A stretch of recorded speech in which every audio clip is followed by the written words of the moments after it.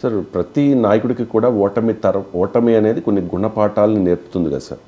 Balineni Srinivasa Reddy comment ఏంటంటే, ఓటమి తర్వాత జగన్ ఏమీ మారలేదు, ప్రజల అభిప్రాయాలు ఆయనకు రుచించవు, అందుకే వైఎస్ఆర్ కాంగ్రెస్ పార్టీని వీడి జనసేనలో చేరుతూ ఉన్న ఓటమి తర్వాత కూడా జగన్మోహన్ రెడ్డి నాయకుల్ని నిర్లక్ష్యం చేస్తూ ఉన్నాడు అని చెప్పేసి.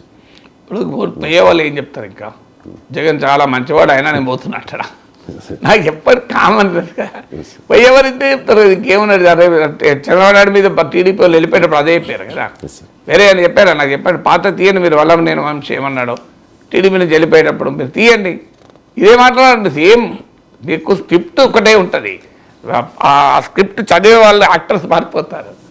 ఏ పార్టీలో అయినా వెళ్ళిపోయే వాళ్ళు ఇప్పుడు బీఆర్ఎస్ వెళ్ళిపోతున్నారు. ఏం చెప్తున్నారు, కేసీఆర్ మారతలేడు, కేసీఆర్ మాకు దొరుకుతలేడు, కేసీఆర్ ఎవరిని పట్టించుకోడు, అదే చెప్తున్నారు కదా.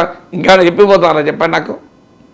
దాదాపు ప్రతి నాయకుడు అదే చెప్తాడు. ఏముంది, వాస్తవం ఏంటంటే జగన్కు వాళ్ళకి మధ్య విభేదాలు ఇవాళకి కావు, చాలా రోజులుగా ఈ విభేదాలు ఉన్నాయి.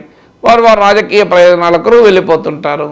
మళ్ళీ రేపు మీరు టీడీపీ అన్న మళ్ళీ వైసీపీ ముందుకుందనుకో, మళ్ళీ వాళ్ళని వైసీపీకి వస్తాడు. రాడా, ఏముంది అందులో, టికెట్ రాకపోతే వెళ్ళిపోతారు, ఆడ రాజకీయంగా ప్రాబల్యం లేకపోతే వెళ్ళిపోతారు, గుర్తింపు లేక వెళ్ళిపోతారు. సో జగన్ మారాడా మారలేదా అన్న దాంతో సంబంధం లేదు. ఇప్పుడు జగన్ మారలేదు, జగన్ మారిండని నేనే సర్టిఫికెట్ ఇవ్వడం లేదు, నేనేమైనా సర్టిఫికెట్ ఇవ్వడానికి. కానీ జగన్ మారినా మారకపోయినా వీళ్ళ మారడానికి దానికి సంబంధం లేదంట. జగన్ నిజంగానే మారినా కూడా రేపు వీళ్ళేమి జగన్తో ఉంటారా, వాళ్ళు పవర్ కొర చుట్టూ అవకాశాల చుట్టూ రాజకీయం తిరుగుతుంది. ఇందులో జగన్ మారడము మారకపోవడంతో సంబంధం ఏంటి? జగన్ ప్రజల గురించి పట్టించుకుంటలేడు, ఆయన జగన్ నుంచి మళ్ళీ జగన్ బలం పెరిగిందనుకో, అసలు పవన్ కళ్యాణే ప్రజల నుంచి పట్టించుకుంటలేడు, మళ్ళీ ఇట్టేస్తారు. ఏముందల్లా, మేము ఏదో అనుకొని వెళ్ళాం, అక్కడ ఏం లేదు, అసలు పవన్ కళ్యాణ్ కేర్ కూడా చేయడు అని వాళ్ళు అంటారు.